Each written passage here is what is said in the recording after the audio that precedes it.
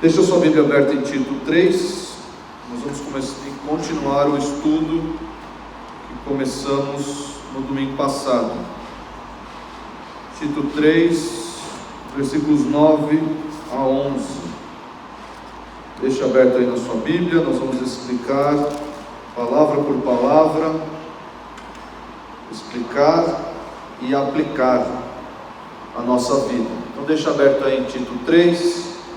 Nós vamos ler os versículos 9 a 11, que é o trecho alvo do nosso estudo. Nós não vamos terminar hoje, evidentemente, mas prosseguiremos o estudo que começamos no domingo passado à noite. Diz assim, Tito 3, 9 a 11: Evita discussões insensatas, genealogias, contendas e debates sobre a lei, porque não têm utilidade e são fúteis. Evita o homem faccioso, depois de admoestá-lo primeira e segunda vez, pois sabes que tal pessoa está pervertida e vive pecando, e por si mesma está condenada. Eu mencionei para os irmãos no último sermão que os irmãos podem perceber que o livro de Tito é sobre o ornamento, sobre como nós podemos embelezar a sã doutrina. Como a sã doutrina ela é exercitada, de modo que ela seja assim, vivida, ornamentada. Como é que a sã doutrina que nós professamos, ela se torna prática? E o livro de Tito vai falar sobre isso. No primeiro capítulo, como é que a sã doutrina ela é ornamentada na vida do pastor? Como? No modo como o pastor, no seu caráter, e no modo como o pastor lida com os falsos mestres. Se você olhar no primeiro capítulo de Tito, você vai encontrar isso. Como é que a sã doutrina ela é embelezada, ela é ornamentada no caráter do pastor e no seu modo de tratar com os falsos mestres. No seu modo, e ali a partir do versículo 10 do primeiro capítulo, no seu modo severo, muitas vezes até rígido, de tratar com os falsos mestres. Uma expressãozinha ali que eu gosto daquela expressão. Provavelmente na sua Bíblia está: é necessário, é preciso fazer-lhes calar. Mas a ideia ali é tapar a boca, tapar-lhes a boca. Você já conversou com alguém que deu vontade de pegar e colocar a mão na boca dela e falar: para de falar, para, fica quieto, para. Você não para de falar e o que está falando é besteira. É assim que o pastor tem que agir com os falsos mestres. E quando ele age dessa forma, e quando ele apresenta um caráter, as características, os requisitos que estão aí no primeiro capítulo, os irmãos podem ver, aqui a sã doutrina está sendo ornamentada, está sendo vivida, está sendo apresentada de modo bonito, de modo belo. Segundo capítulo, de que modo a sã doutrina ela é ornamentada? Através do convívio dos irmãos, no modo como os irmãos se relacionam entre si. Então nós vemos ali instruções para os irmãos mais velhos, para as irmãs mais velhas, para os jovens. Nós vemos ali várias instruções para os servos, várias instruções de como agir no trato com os irmãos. E quando nós agimos assim, o que acontece? A sã doutrina ela é ornamentada, ela é mostrada com beleza. Nós podemos ver, aquilo que os cristãos professam é real, ele existe. Existe aonde? Olha como os irmãos se relacionam. Olha só como é bonito o relacionamento dos irmãos, à luz dessas instruções do capítulo 2. E o capítulo 3 de Tito, vai mostrar a sã doutrina sendo ornamentada no modo como nós testemunhamos para o mundo a sã doutrina. Como eu vivo, como eu me relaciono com os governantes. Como é que eu me relaciono com o governo? Isso tem a ver com sã doutrina? Claro, tem tudo a ver, segundo a carta de Paulo a Tito, tem tudo a ver com sã doutrina. O modo como você vê e se relaciona com os governantes. Se você agir certo, a sã doutrina será elevada, embelezada, ornamentada. Se você age errado, a sã doutrina ela é envergonhada. O nome de cristão é envergonhado. Então, no modo como nós testemunhamos, nos apresentamos para o mundo, isso também ornamenta a sã doutrina. E aqui Paulo vai dar instruções para o seu filho na fé, para o seu filho, como ele chama ali nos primeiros versículos, o seu filho Tito. Estamos aqui falando em sã doutrina. Falei como a sã doutrina ela é ornamentada. E por falar em sã doutrina, você tem que realizar 2 afastamentos. Você tem que se afastar de 2 coisas. Você tem que evitar, como a revista atualizada escolheu, você tem que evitar 2 coisas. Primeiro, discussões. E aí ele qualifica que tipo de discussões, nós vamos ver essas discussões hoje. E segundo, você tem que evitar determinado tipo de pessoas. Tudo isso em benefício do quê? Em benefício do quê? Da sã doutrina. Você, Tito, se você evitar essas discussões, esse tipo de pessoa, você também irá ornamentar, elevar, embelezar a sã doutrina. Você vai proteger a sã doutrina, evitando essas 2 coisas. Primeiro, discussões. E aí está qualificado, nós vamos ver palavrinha por palavrinha. Segundo, tipos de pessoas, um tipo de pessoas específico que ele apresenta aí. Pessoa facciosa, né? Vamos passar por isso também. Mas hoje nós vamos nos ater apenas no versículo 9 e ver que tipos de discussões o pastor Tito deveria evitar, deveria se afastar. E que nós também, cristãos que somos, detentores da sã doutrina, guardiões da sã doutrina, nós também devemos evitar. Então volte os seus olhos aí para o versículo e veja que nós devemos evitar discussões insensatas. Discussões insensatas. Alguém tem alguma outra tradução para essa expressão discussão insensata? Ou todas as traduções escolheram essa expressão? Discussões tolas. Discussões tolas. Eu gosto melhor dessa tradução aqui. Discussões tolas. Porque coloca a palavra no lugar dela mesma. Controvérsias tolas. Talvez a palavra controvérsia se faça melhor, esteja melhor no finalzinho, quando ele fala de contendas e debates. Na RA está assim, contendas e debates, está aí diante dos irmãos. Mas eu gostei dessas discussões tolas. Alguém mais? Questões loucas. Não é de todo errado essa tradução, porque a palavra ali utilizada, ela também é utilizada em 1 Coríntios, quando diz que a pregação, em Romanos, desculpa, quando diz que a pregação é loucura, é a mesma palavrinha. Mas aí, para não confundir, ali, o campo semântico é aberto, né? É vasto. Essa ideia de tola, na minha tradução aqui, acabou ficando discussões insensatas ou inúteis, também poderia ser uma tradução boa. A ideia aqui é a seguinte: isso aqui é um crivo que os irmãos devem levar para a vida, devem levar para a vida. Ele contrapõe aqui, no finalzinho do versículo, se os irmãos olharem lá, evita essas coisas aqui: discussões insensatas, genealogias, contendas e debates sobre a lei, certo? Vou explicar isso daqui a pouco.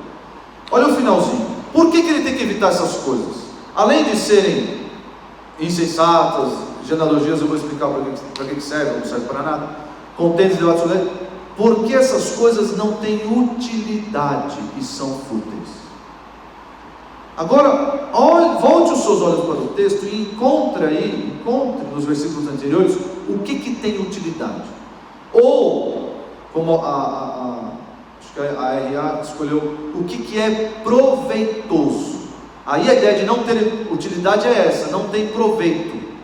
Não tem utilidade, não tem proveito. Agora, se você voltar um versículo, você vai ver o que é proveitoso a todos os homens. O que? O que é proveitoso a todos os homens? Aqui eu expliquei para os irmãos em pregações anteriores. No grego não existe ponto final, nem ponto do meio. Ele termina o versículo: estas coisas são excelentes e proveitosas aos homens. E existe uma série de coisas antes que ele acabou de dizer. Maurício mencionou aqui: a prática de boas obras, ela é proveitosa a todos, aos homens? Sim, mas existe uma série de questões anteriores que são proveitosas aos homens. Inclusive, ele vai falar, e eu acho que é o ponto aqui, talvez não necessariamente o principal, mas também faz parte, a questão da salvação. Porque se os irmãos olharem no capítulo 3, a partir do versículo 4, do versículo 4 até o versículo 7, ele vai resumir a nossa fé. Se você olhar para isso aqui, você vai falar: eu creio nessas coisas, a minha salvação, ela está descrita aqui em alguns versículos, certo? É um resuminho da salvação, um sumário da salvação. Quando, porém, se manifestou a benignidade de Deus, nosso Salvador, e o seu amor para com todos, não por obras de justiça praticadas por nós, mas segundo sua misericórdia, Ele nos salvou mediante o lavar regenerador e renovador do Espírito Santo, que Ele derramou sobre nós ricamente por meio de Jesus Cristo, nosso Salvador, a fim de que, justificados por graça, nos tornemos seus herdeiros, segundo a esperança da vida eterna. Ele falou do passado, da nossa salvação no passado, falou da nossa salvação no presente, o que aconteceu conosco quando nós fomos salvos, e falou também da nossa salvação no futuro. Falou, terminando aqui, segundo a esperança da vida eterna. Então ele foi lá do passado, passando pelo presente, chegando no futuro, falando da nossa salvação. Então veja só, ele termina dizendo, pegando esse bloco todo, dizendo: essas coisas, as boas obras que decorrem da salvação, mas essas coisas todas, elas são proveitosas, elas têm utilidade aos homens. Então, nós vamos pegar esse critério aqui e vamos aplicar ao versículo 9. Se essas discussões, essas contendas, esses debates não trazem benefícios, ou eles não tangenciam, ou eles não falam acerca ou sobre a salvação, eles não têm utilidade e são fúteis. Entenderam isso? Entenderam isso? Quer que eu explique de novo? Se essas discussões, sexo dos anjos, o pessoal usa até ditado popular: o anjo é homem ou o anjo é mulher. Vamos passar aqui lendo todos os versículos da Bíblia que falam sobre anjos. Vamos discutir se os anjos se é macho ou é fêmea. Vamos discutir isso. Isso tangencia o assunto salvação. E aqui, irmãos, vejam, eu estou dizendo salvação no sentido amplo. Evangelho, talvez é a melhor palavra, no sentido amplo. Não estou dizendo a salvação aconteceu lá atrás e agora é outra parte da minha vida. Não é isso. É o Evangelho sendo exercitado dia após dia na minha vida. É a salvação no presente. Nós fomos salvos, estamos sendo salvos e um dia seremos salvos. Então, se essas discussões, genealogias, contendas, debates não falam, não trazem conteúdo do Evangelho, a palavra de Deus, essas coisas são inúteis, são sem utilidade, não são proveitosas. Então isso é um crivo que nós devemos utilizar, é um bom crivo. Espera aí, isso que a gente está falando aqui vai dar em quê?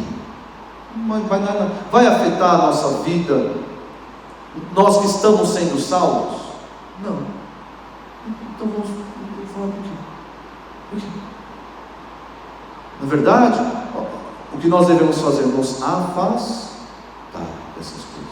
Eu vou dar alguns exemplos mais para frente. Eu vou dar alguns exemplos antigos e atuais de questões inúteis e não proveitosas.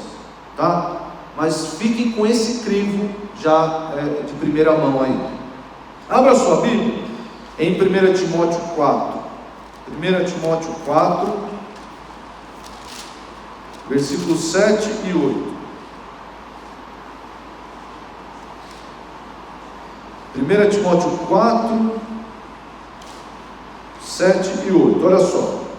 Mas rejeita as fábulas. Eu vou ler os 6 aqui.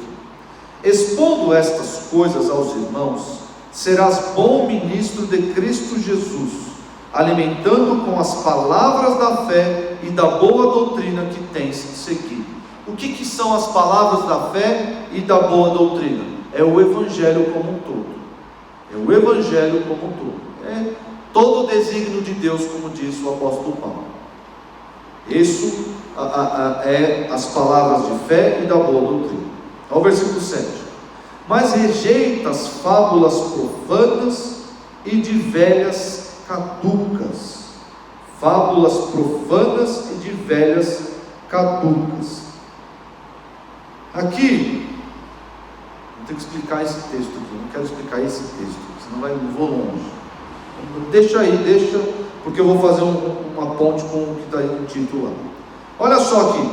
Exercita-te pessoalmente na piedade, pois o exercício físico para pouco é proveitoso, mas a piedade para tudo é proveitosa. Eu quero chamar a atenção de vocês para essa palavra, proveitoso e proveitosa. Ele vai dizer aqui, não é desculpa para você ser gordo e não ir na academia, e não tem nada a ver com isso, nada a ver. Então está vendo aqui, exercício físico é de pouco proveito. Aliás, ele usa o termo aqui, pouco proveito. Ele não diz que não é inútil ou sem utilidade, usa a palavra pouco proveito. Mas mesmo assim não é academia, aqui é rigor ascético. O rigor ascético é de pouco proveito. Você se abster de determinadas práticas que trazem prazer ao corpo, como os essênios acreditavam, por exemplo, da seita judaica, os essênios, isso não tem pouco proveito. Ele reconhece que talvez exista algum proveito no corpo, um proveito físico, de saúde, mas é de pouco proveito. Qual é o objetivo dele mostrar? A piedade para tudo é proveitosa. Essa é a ideia aqui. As discussões lá de Tito, se voltar para Tito, as discussões, as genealogias, isso aí não tem proveito nenhum. Não é nem de pouco proveito, não tem proveito nenhum. Você já teve uma conversa com alguém, você chegou no final, você falou, por que a gente está conversando isso? Já conversou? Você teve geralmente rolam umas conversas assim de final de noite, você está meio já, o sono já bateu, você está falando nada com nada, e no final de tudo vocês olharam, por que a gente está falando isso? E vocês giraram e não chegaram em lugar nenhum, e você nem lembra por que você estava ali, e se eu perguntar para você agora, você nem lembra o que vocês discutiram. Essa é a ideia de discussões tolas, controversas insensatas. Essa é a ideia. É a gente ficar falando, e aquilo não tem benefício nenhum. É ficar girando em círculos. Essa é a ideia do texto aqui. Coisas sem sentido, coisas, como o leitor mencionou, são coisas loucas, aqui no sentido literal mesmo, louco, parece que é coisa de maluco, Quer ver um exemplo? Numerologia bíblica. Amém, irmãos? Amém? Não. Numerologia bíblica é coisa de louco, é coisa de maluco, é coisa de gente insensata. Vamos falar um pouquinho sobre isso daqui a pouco, mas é um exemplo que os irmãos já se familiarizaram. Numerologia bíblica. Mas por que aqui? Outro dia eu vi um pregador, ele pegou, olha só o que ele fez. A primeira palavra, a primeira letra da Bíblia é um Beit. E a última letra da Bíblia é um Ni. Se você pega o equivalente dessas palavras, dessas letras no hebraico, você vai ter a palavra Ben. E Ben em hebraico é filho, para mostrar que tudo que está entre Beit e Ni é sobre o filho. Oh glória, amém? Gente, isso é coisa de maluco, coisa de gente tola. Deus não precisa dessas coisas para fazer-nos entender que realmente a história da humanidade é sobre Deus mostrar a sua glória em Cristo. Tem textos bem claros mostrando isso. Vai ler Hebreus, o primeiro capítulo você já vê isso. E o livro inteiro vai falar sobre isso. Não preciso dessas coisas, desses enigmas. Hoje em dia está muito comum pregador criar enigma e desvendar enigma para o povão. Oh, quanta sabedoria ele tem, ele conhece os enigmas de Deus, os mistérios. Tolice. Isso é discussão tola, insensata. Olha aí 2 Timóteo 2,23. Mesma instrução que Paulo deu a Tito, ele dá para Timóteo, seus 2 filhos na fé. 2 Timóteo 2,23. 2 Timóteo 2,23. E repele as questões insensatas e absurdas, pois sabes que só engendram contendas. Isso aqui é importante entender. Importante saber os efeitos dessas coisas dentro da igreja, porque muita gente acredita que isso não dá nada, que eu posso ter um irmão ali que acredita em numerologia bíblica e deixa ele lá, não tem problema, Deus aceita todo mundo. O efeito dessas coisas dentro do rebanho qual é? Engendrar contendas.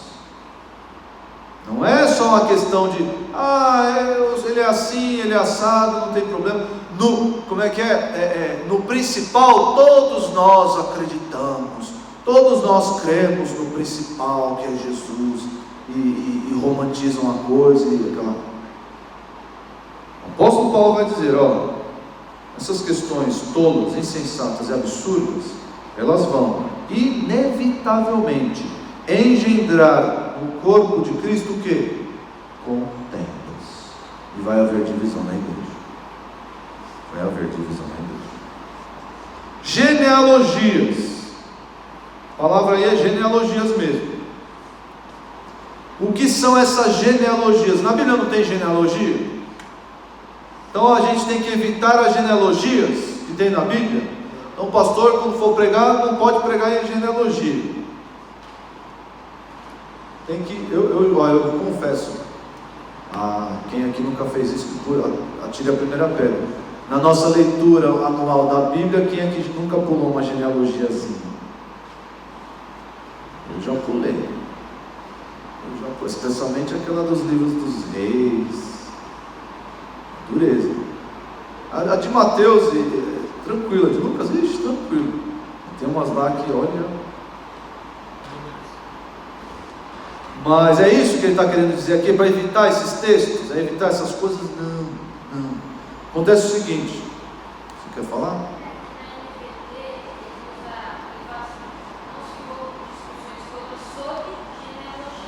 É a mesma coisa, dá o mesmo sentido. É assim, o que acontecia no meio,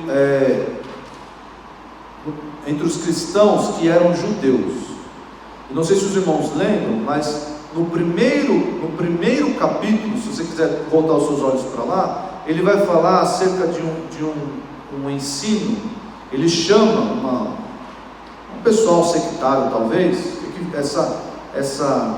Esse ensino ele é meio, por falta de detalhes, ele é meio nebuloso, mas ele chama o pessoal da circuncisão. Então parece que ali em Creta existia o mesmo que aconteceu em Gálatas, que eram pessoas que obrigavam os judeus ou os gentios que se convertiam a se circuncidarem. Então eram os chamados os da circuncisão. Então havia esse povo aí, esses judaizantes, como nós os conhecemos. Então, esse pessoal que era judeu, o que eles faziam?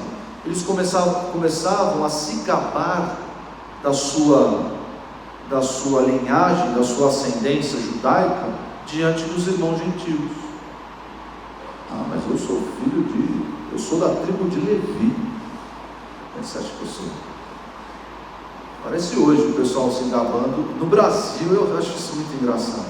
O pessoal no Brasil, filho de cearense, um paraibano, não, porque a minha ascendência é italiana, porque eu sou filho de um húngaro, porque eu fiz o teste lá na internet. Agora tem um teste na internet, dá até a porcentagem. Você é 1% japonês.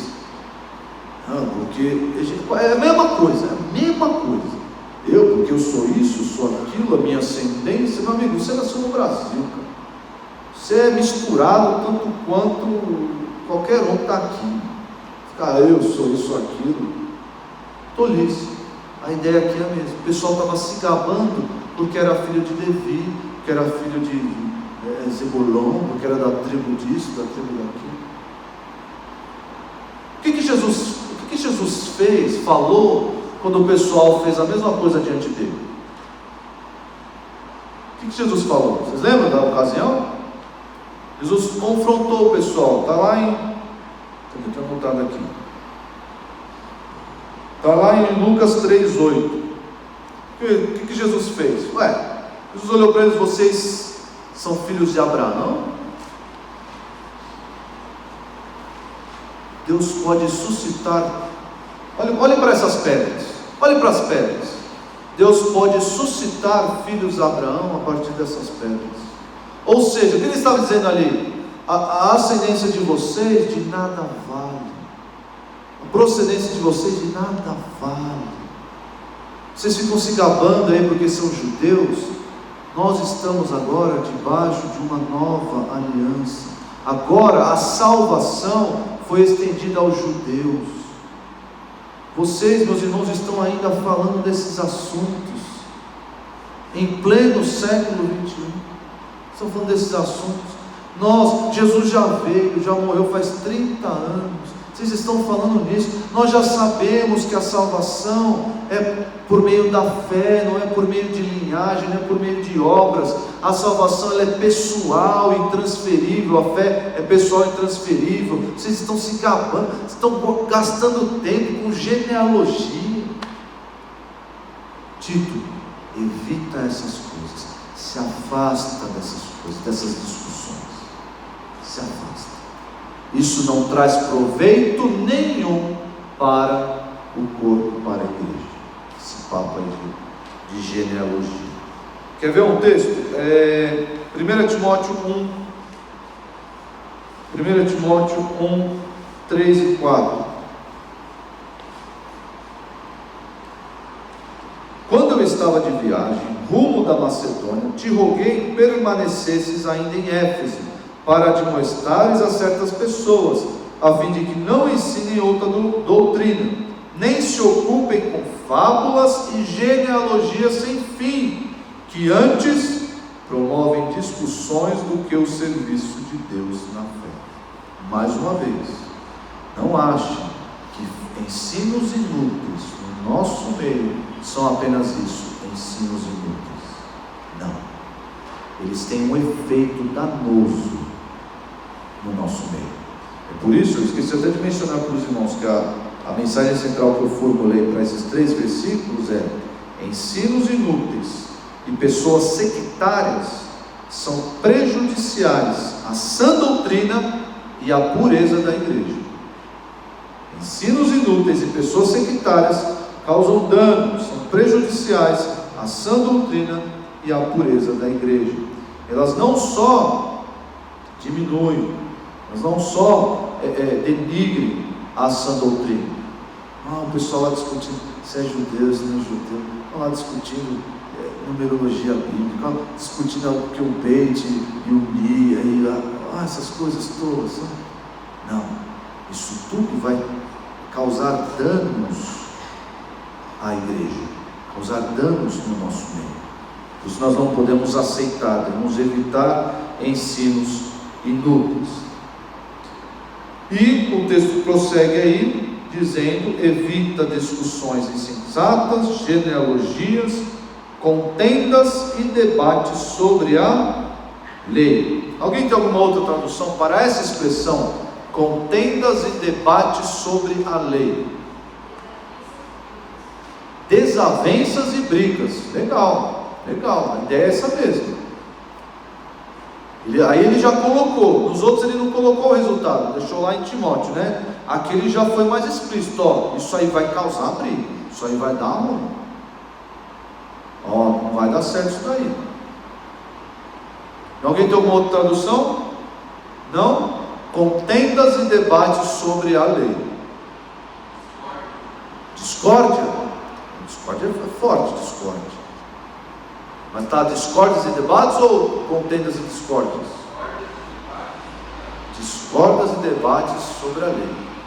Aqui é o seguinte: o que acontecia?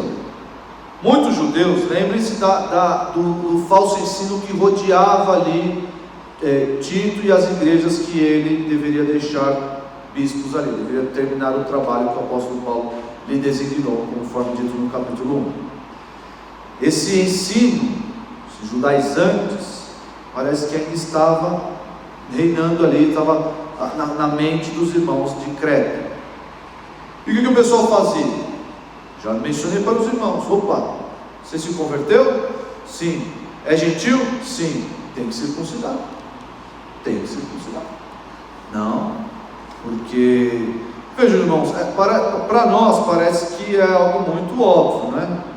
Mas para os irmãos daquela época, que viveram a transição, era difícil chutar a lei fora e pronto, agora vamos viver como? Eles não tinham Bíblia, não tinha Bíblia. Então a gente vai viver como? A gente tem o Antigo Testamento, então vamos viver conforme as prescrições da lei, só que agora na fé em Jesus, então vamos viver assim. Só que isso gerava entre os irmãos muitos debates, porque realmente a lei judaica era, como diz o texto bíblico, eram apenas sombras das coisas que haveriam de vir, e a própria lei encontra cumprimento em Cristo. Agora nós não somos mais obrigados, nós não estamos mais presos ao rigor da lei. Nós estamos presos aos princípios da lei, não mais ao rigor da lei, certo? Então se eu olho lá, precisa guardar o sábado, olha lá, o judeu tinha que guardar o sábado, o crente tem que guardar o sábado? Não estou mais preso ao rigor de guardar o sábado. Agora eu entendi o que significa o sábado. Mas aqueles irmãos tinham apenas a tradição oral. Jesus ensinou o sábado, Jesus ensinou várias coisas, Jesus ensinou sobre ele ser cumprimento da lei, mas os irmãos ainda tinham esses debates sobre essas coisas. Segue a lei, não segue a lei, fica aquela... Só que Paulo está aqui admoestando os irmãos, esses debates infinitos, que na verdade já vinham, antes mesmo de Jesus. Você já tinha entre no próprio judaísmo, os escribas, os fariseus, os saduceus, já existia uma desunião entre os próprios judeus, porque eles criavam leis que estavam fora da lei judaica. Quem sabe uma lei que está na Bíblia, uma lei que é mencionada por Jesus, que foi criada, uma lei da tradição judaica, mas que não está na lei do Senhor. Lavar as mãos. O pessoal obrigava os outros a lavar as mãos. Olha lá, os gentios não lavavam as mãos.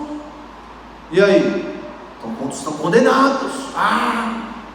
Lava a mão. E aí cria o quê? Contendas, discussões, debates, desunião. É isso que gera. O que mais? Tem uma lei bem específica lá que é mencionada. O sábado? Não, o sábado estava lá, está lá o sábado. É a lei do Corban. Lei do Corban. Eles criaram uma exceção à lei. Pegaram a lei e criaram um parágrafo único lá. Não, mas se eu falar que esse dinheiro aqui é do Senhor, eu não preciso sustentar meu pai e minha mãe. Isso aqui é Corban. Eu não preciso sustentar meu pai e minha mãe. Então eles pegaram e criavam essas coisas. E existiam inúmeras. A Tanakh, que é a lei que são essas tradições, o compilado dessas tradições. E existe até hoje, você pode consultar lá. Isso chegou na igreja. E aí o apóstolo Paulo, vamos pôr um ponto final nisso. Debates e contendas sobre a lei. Esqueça. Eu acabei de falar para vocês sobre a salvação que há pela fé. Lei, chega, põe um ponto final. Evita essas coisas de qualquer jeito, porque isso vai trazer discussões, divisões, brigas dentro da igreja. Olha só, vamos ler alguns textos aqui. Diga.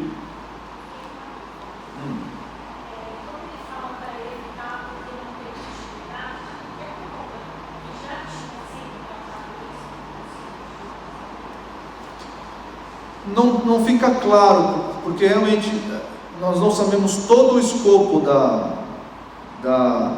circuncisão, né? Eles são conhecidos assim, mas os comentaristas, os estudiosos dizem que em Creta havia desdobramentos, né? Eles não defendiam só essa prescrição, como foi deixado claro no Concílio de Jerusalém, né? Poderia haver outras coisas, como essa questão das genealogias, por exemplo. Isso não foi alvo do Concílio de Jerusalém. A circuncisão sim, o quê? Mas a genealogia não. E esses debates e contendas podem ser variados. A circuncisão é um exemplo que nós temos, que ele deu no capítulo 1. É um exemplo. Se existiam outras regras, outras prescrições da lei que eles estavam obrigando os irmãos a guardarem, nós não sabemos, mas que tinha que parar isso. A ideia era que tinha que parar. Digo. Como é que se liga? Ali fica claro que o contexto é a igreja local, certo? Sim. Não vou tomar muito tempo, mas é para poder, de repente, alguém pode olhar e falar, beleza, tem que evitar contexto. Como é que a gente vai conciliar isso com a apologética? Apologética? Defesa da fé?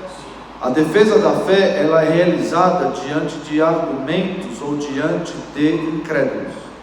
Você, como diz o apóstolo Pedro lá na segunda carta, né? Estejam prontos para dar provas da sua fé a todos que pedirem. Então essa prova da fé é diante dos incrédulos, é diante daqueles que não conhecem. Aqui o que está acontecendo é crente brigando com crente, é crente tendo contenda com crente por questões tolas, por questões inúteis, por questões que não vão mudar nada. A apologética, o que ela faz? Ela robustece a nossa fé. Ela explica com razões, com motivos racionais, científicos, argumentos lógicos, robustece a nossa fé. Ela nos dá elementos para a nossa fé ser mais firme, para nós acreditarmos mais, vamos dizer assim. Mas não depende, a nossa fé também não depende da apologética. Eu creio, independente se eu entendo ou não. Eu creio. Tem irmão que nunca ouviu falar de apologética e crê que Deus criou todas as coisas. Existem evidências para isso? Existem. A apologética trata dessas evidências científicas, racionais, lógicas, mas para efeitos do Evangelho, a apologética, ela tem só esse efeito de robustecer. O Evangelho não depende da apologética. Então, o apologel, que é utilizado ali em 2 de Pedro, é esse dar razão da nossa fé. Então, eu tenho que estar preparado teologicamente para, se alguém vier falar, por que você crê no que você crê? Aí eu sei explicar. Então, aqui o que estava acontecendo não é essa discussão entre incrédulo e crente. Não é isso. Entre crente e crente. Eu vou chegar lá. Está no finalzinho aqui, tá? Vamos ler alguns textos aqui. 2 Timóteo 2,14.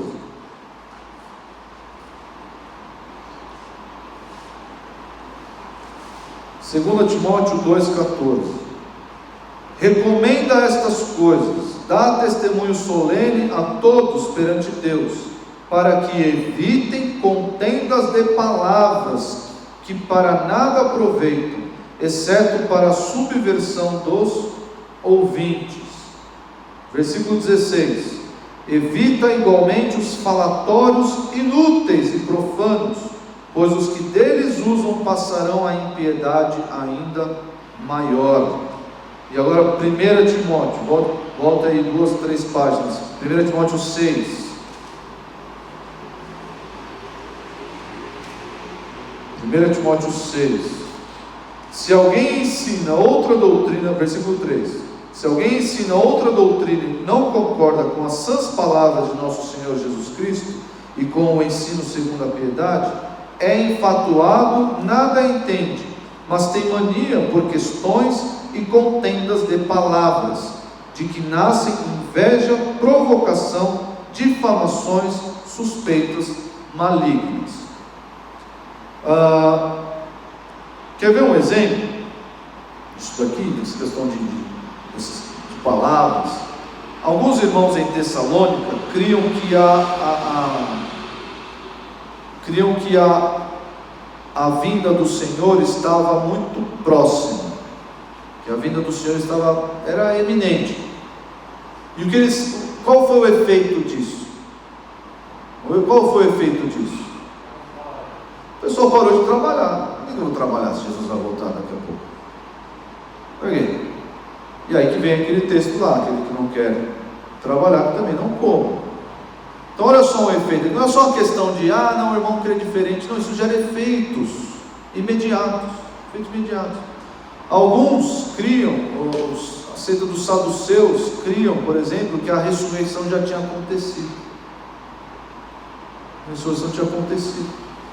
Então vejam como esses ensinos falsos, inúteis, distorcidos, eles afetam diretamente a união dos irmãos, a santidade da igreja, a pureza da igreja. Afeta diretamente essas coisas. E, claro, a primeira que é afrontada com isso é a sã doutrina. Ele vai falar aqui, se alguém ensina outra doutrina.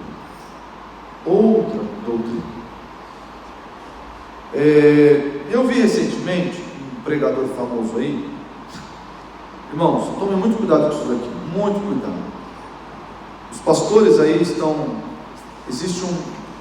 sei, são pastores de internet, é um negócio estranho. Para mim é um movimento muito estranho. Muitos estão caindo nessa, de apresentarem coisas novas ou coisas que ninguém jamais verificou na Bíblia e que eles estão verificando.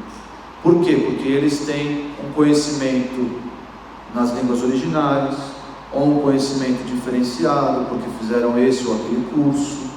E aí, por que eu fiz esse ou aquele curso?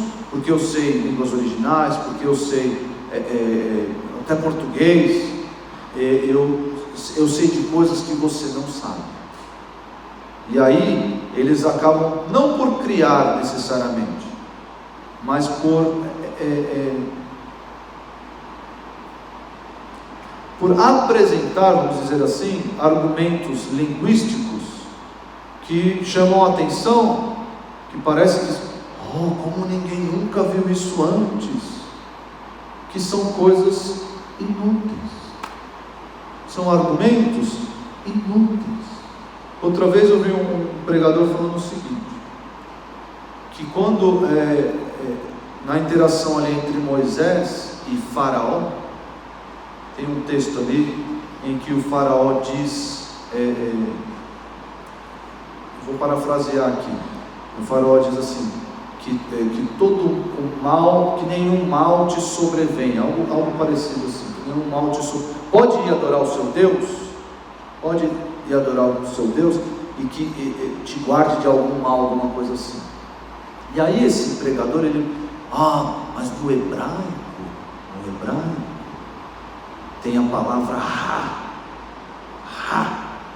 palavra Ra é um deus lá dos egípcios. Então pode ser que ali, pode ser, em 2000 anos, sei lá, em 1800 anos de tradução bíblica, pode ser que ali, ele não esteja dizendo que nenhum mal te sobrevenha, não, está dizendo que Ra te sobrevenha, que todos os males te sobrevenham, mudando todo o entendimento. Meus irmãos, eu nunca vi coisa tão inútil. Mas o que ele quer com isso? Ele quer mostrar que ele é detentor de um conhecimento superior ao seu, que ele entende coisas que você não entende. Sabe qual é o problema disso? Sabe qual é o problema doutrinário disso? É diminuir o trabalho da iluminação do Espírito Santo. É dizer, o Espírito Santo ilumina mais o cara que sabe hebraico, o doutor em hebraico, e o crentezinho, coitado, o crentezinho que lê a sua Bíblia todos os anos, lê a sua Bíblia religiosamente, todos os anos, tem uma vida com Deus, ele fica ali numa categoria inferior de crente. Isso tem, meus irmãos, isso tem efeitos dentro da igreja. Isso vai deixar o irmãozinho refém desses caras, de gente assim. O irmãozinho lá que é leigo, eu vou ouvir agora só esse cara, porque olha o que ele falou, olha o que ele sabe, olha tudo isso. Meus irmãos, o Espírito Santo, é claro, não estou diminuindo essas coisas, estou dizendo que os irmãos têm que ser ignorantes, não, claro que não, sou pastor, eu tenho que estudar todo santo dia, tenho que me aprimorar todo santo dia. Os irmãos também, crescei na graça e no conhecimento do nosso Salvador Jesus Cristo. Todo santo dia eu tenho que dedicar a sagradas letras. Mas eu passar essa mensagem, que eles acabam por passar, essa mensagem de que só quem tem esse conhecimento especial consegue enxergar esses mistérios da Bíblia. Só. Diga.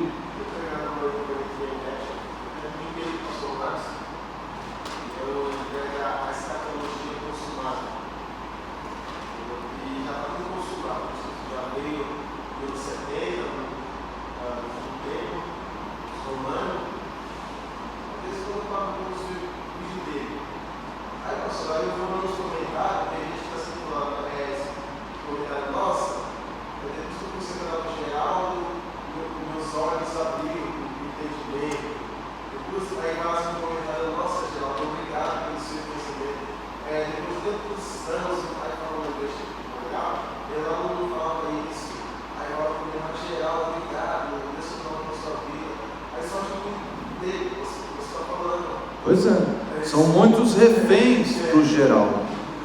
Coitado do Geraldo. Meu pai chamava Geraldo. Mas são reféns, são pessoas. Na verdade, irmãos, eu acho que nós já passamos daquela fase de que as pessoas estavam sendo enganadas. Eu acho que nós estamos, francamente, na época em que estão fazendo mestres para si, segundo as suas próprias cobiças. Estamos nessa fase. Aquela fase de que é o falso mestre enganando lá os incautos. Isso aí eu acho que já passou. É gente sendo enganada e gostando de ser enganada. Por quê? Porque não lê a Bíblia, porque não estuda a palavra de Deus. E não estou dizendo porque não fiz um curso de hebraico na USP em Israel. Não é isso. É porque não lê a sua Bíblia ali, piedosamente. Vai ficar refém do Geraldo.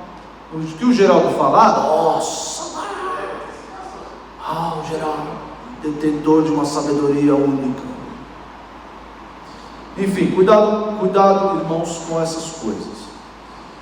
Até esqueci de onde eu estava. Bom, vou dar para os irmãos aqui exemplos bíblicos daquela época de alguns ensinos inúteis. Então, eu já mencionei aqui as genealogias, já mencionei Lucas 3. Alguns que criam que eram beneficiados por serem judeus, estava lá. Entretanto, nós aprendemos que a salvação não depende da linhagem, mas da fé em Cristo, conforme Gálatas 3:8.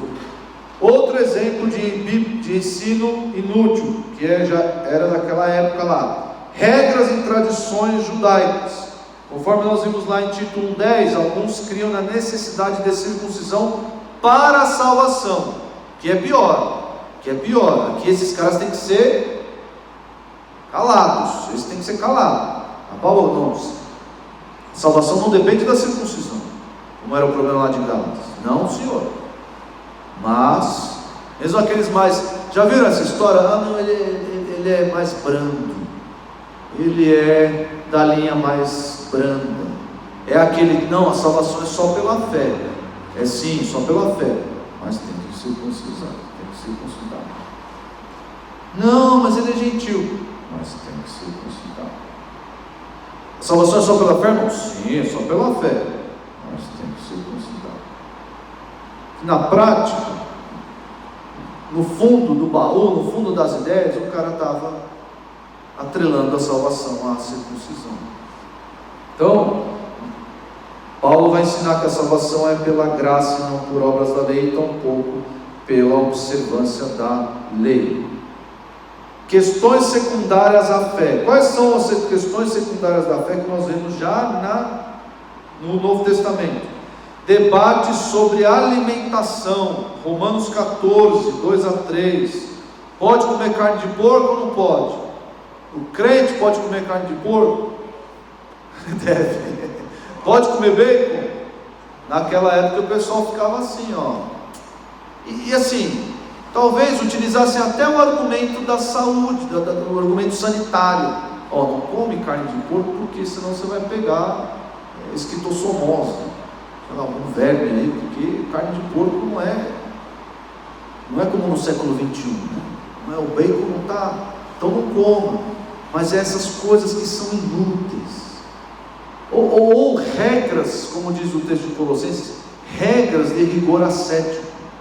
Ele vai falar, essas regras de rigor ascético, elas não têm efeito nenhum para controlar os impulsos da carne, são coisas inúteis. Você ficar, vai tomar banho gelado, tem que acordar às 6 horas da manhã e orar às 6 horas da manhã, vai para o monte, ora no monte. Isso são coisas inúteis. Tem que fazer jejum para Deus abençoar você. Isso é inútil. Ensino inútil. O que mais que eu vi naquela época? Dia sagrado, tem que guardar os Colossenses 2,16. Ninguém vos julga por causa de dia, nem de festa. O crente no cristianismo não tem essas coisas. Não tem dia sagrado no cristianismo. Mas o dia do Senhor não existe. O domingo não é o sábado. Domingo não é o sábado do cristão. Não é. Nós nos reunimos no domingo, nós separamos o domingo para nos reunir, mas não existe uma prescrição bíblica para que nós guardemos o domingo. Não existe. E eu não posso julgar o meu irmão. Ele foi trabalhar. De onde você vê, irmão? Vim do trabalho. Pecador. Não guardou o domingo do Senhor. Não existe isso. Isso são ensinos inúteis. E não é porque são inúteis que nós devemos ignorá-los. Não, deixa lá o irmãozinho que crê que nós devemos guardar o domingo. O pastor Tito não deveria deixar isso barato. Tinha que endereçar esses problemas. É claro, com menos rigor do que o problema da circuncisão, sim, mas tinha que endereçar esses problemas aí. Nós vamos ver no versículo 10 como é que ele trata isso. Como é que ele trata esse pessoal que fica com essa ladainha toda aí? Mas isso em outro dia. Agora eu vou dar para os irmãos alguns exemplos atuais de ensinos inúteis. Vamos lá. Já mencionei para vocês aqui a numerologia bíblica, certo? Amém? Quem aqui acredita em numerologia bíblica? Levanta a mão bem alta aqui. Não? Acho bom, senão já ia voar a Bíblia aqui. Por causa da atribuição de valores numéricos às letras do alfabeto hebraico, muitas pessoas ficam aí tentando descobrir.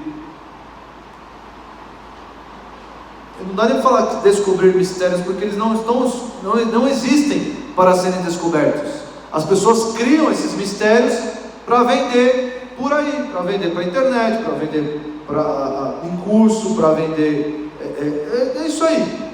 É isso aí. Não existe isso na Bíblia. Mais uma vez, isso mina a doutrina da iluminação do Espírito Santo.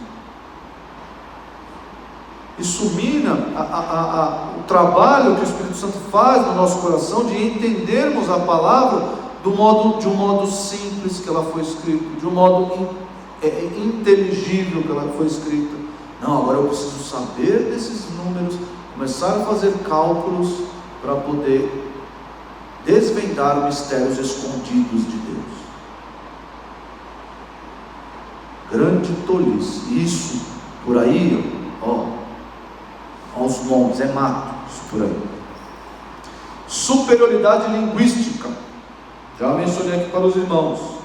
Estudiosos do hebraico e grego bíblico têm ressignificado a leitura bíblica. Eu tenho um colega, eu digo que é colega porque eu conheci ele num módulo do mestrado. Nós conversamos bastante. Ele é pentecostal. E nós conversamos bastante, debatemos bastante. Por algum motivo nós nos aproximamos. E de uns tempos para cá, ele colocou lá virou um canal grande no Instagram, lá, grande para os padrões evangélicos. E a chamada do canal dele é assim: você entendeu esse texto, você sempre entendeu esse texto errado. Aí você vai lá no texto, ele vai explicar o quê? O que todo mundo sempre entendeu do texto. Mas a chamada dele é essa: você entendeu esse texto da forma errada. Aí ele vai lá, explica o texto da forma certa, na verdade da forma que sempre foi explicado, mas ele sai por olha isso, o cara sabe as coisas da Bíblia. É marqueteiro. E volta e meia ele traz uma inovação lá bíblica lá, perigosa. Um mistério não revelado lá, que de mistério não tem coisa nenhuma. Então, e eles geralmente utilizam do grego e do hebraico, porque o que você faz?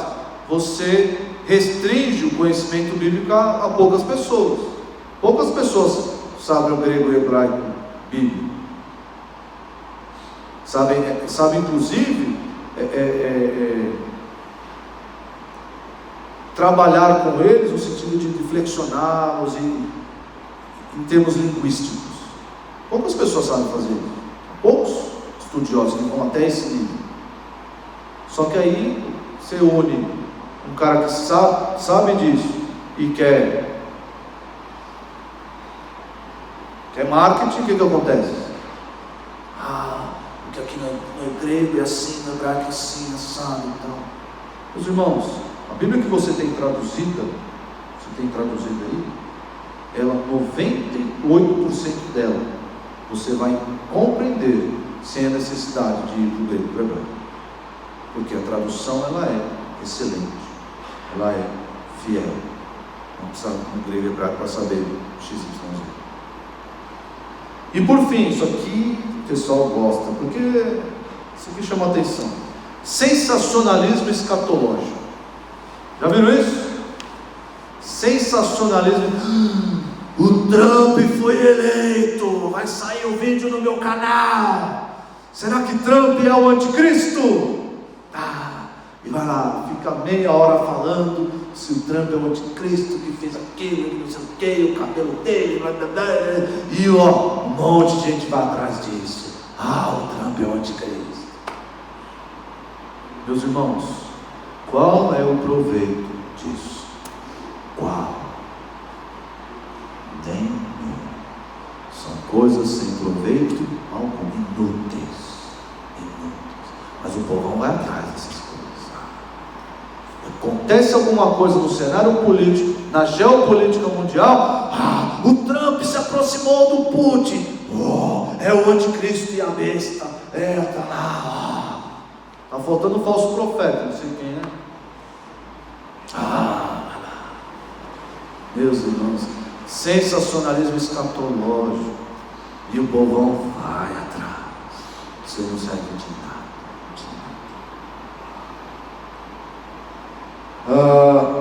Para encerrar, já passei bastante no meu horário. Para encerrar, O irmão perguntou ali acerca do pentecostalismo.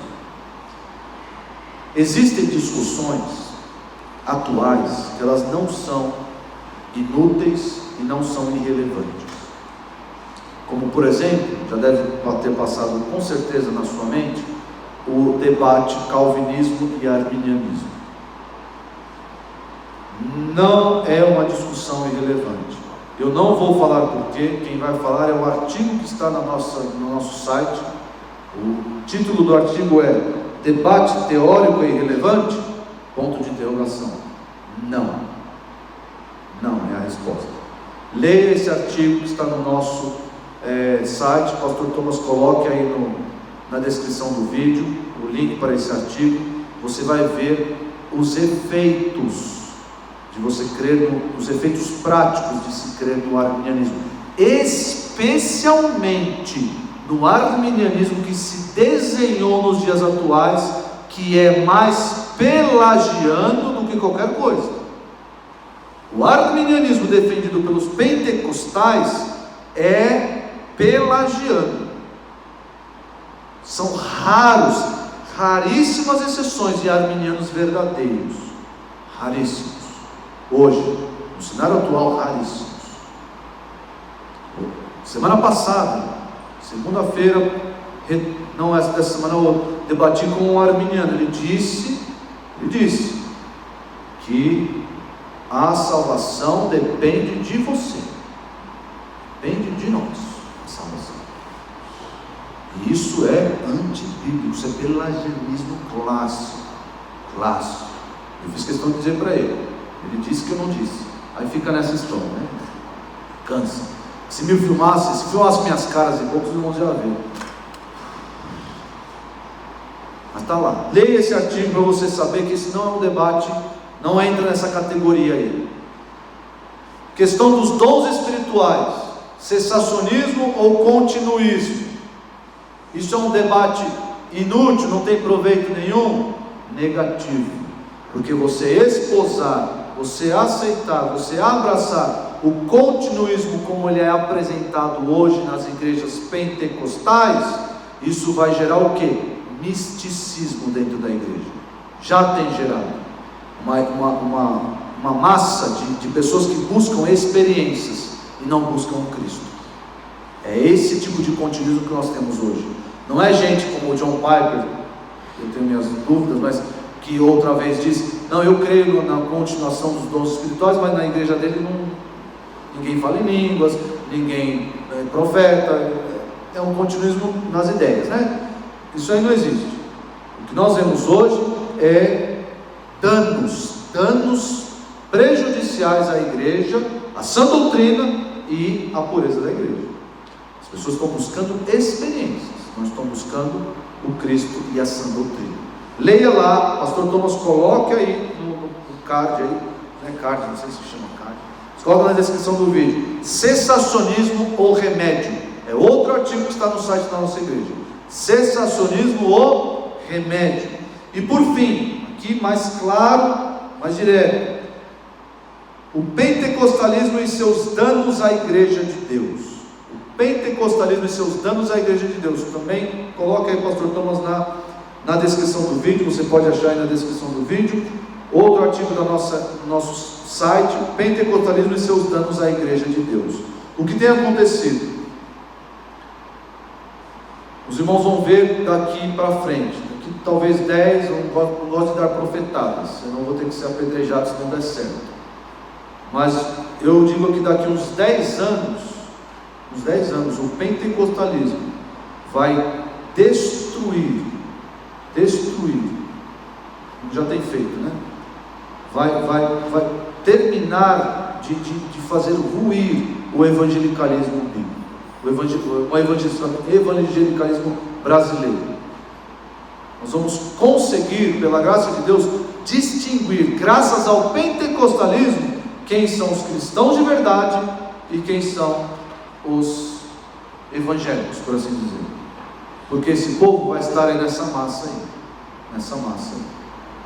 buscando experiências, buscando lavachúrias, misticismo puro, liberalismo teológico, Porque se eu creio em profecias, nos dias atuais, eu creio que Deus está falando no mesmo nível que fala na sua palavra. Então eu coloco a suficiência da Escritura um degrau abaixo. Então eu coloco em pé de igualdade, na melhor das hipóteses, em pé de igualdade, as profetadas que dão por aí. E as pessoas vão fazer o quê? Eu não preciso ler a minha Bíblia. Não. O que eu vou fazer? Eu vou buscar o irmão que tem profecia. Irmão, dá uma profecia para mim aqui. O que eu faço na minha vida? Eu faço esse ou aquele emprego? Irmão, eu caso com essa ou aquela pessoa? Irmão, e aí vira essa relação praticamente a relação do agoureiro. É uma relação de macumbeiro isso daí. Macumba gospel. É uma macumba evangélica. É só o que é o pentecostalismo. E ele está caminhando a passos largos para esse fim. Diga.